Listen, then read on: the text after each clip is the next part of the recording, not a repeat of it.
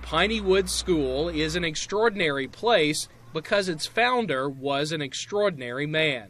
Lawrence Jones was the only African American to graduate from the University of Iowa in 1908. After graduation, Jones set out on a mission. He wanted to start a school for disenfranchised and uneducated African Americans.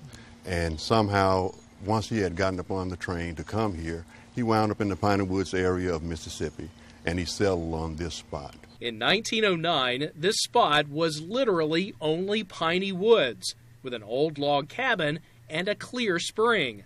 One day, while Jones sat under a cedar tree, a boy came out of the woods and picked up one of Jones's books. The boy had the book upside down, so he realized that he did not know how to read. The next day, the boy came back with two friends, so they could learn to read.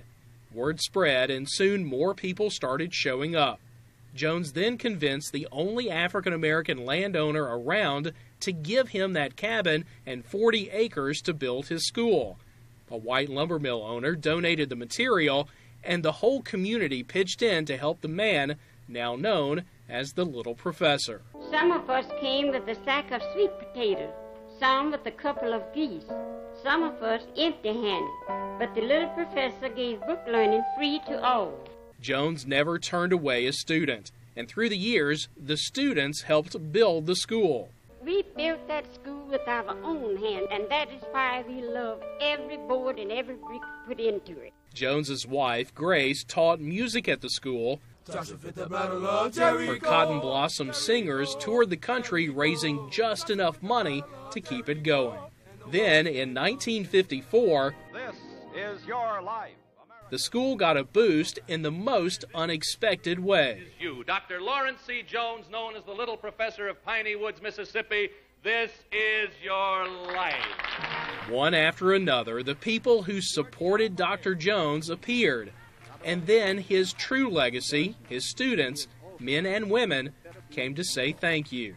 Thank you, Dr. Jones, for giving me a good start. And then the plea that helped Piney Woods survive. Are there 1 million of you in our vast television audience tonight who will put a dollar bill in an envelope right now and mail it to Dr. Jones, Piney Woods, Mississippi? $1,017,000 came in sacks of mail. Dr. Jones now knew the school would continue beyond his lifetime.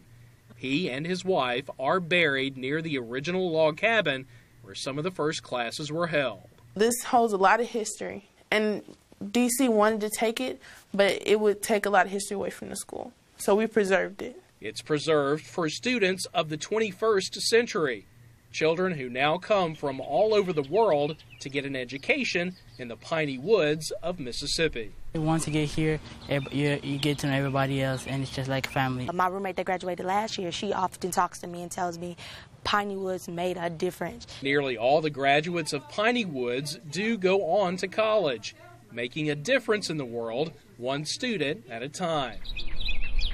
From the Piney Woods School in Rankin County, I'm Ken South for Southbound.